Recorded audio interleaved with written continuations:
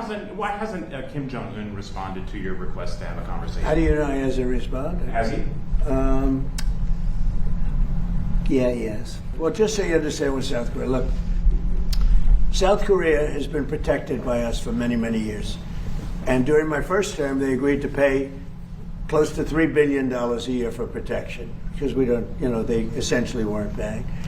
I asked for $10 billion, and they were very unhappy. But we agreed for a short term that it would be $3 billion, and next year it would go up, and the next year it would go up, so they start paying for their protection. When I called recently the president of South Korea, who I think he's very nice actually, but I called him, I said, would you like to give us a little hand? We don't need help with Iran, but if you'd like, give us a hand with Iran. He said, no thanks. And I said, wait a minute, we have 39,000 soldiers over there guarding you from Kim Jong-un, your next door neighbor, and you're not going to help us on a very easy military operation in Iran?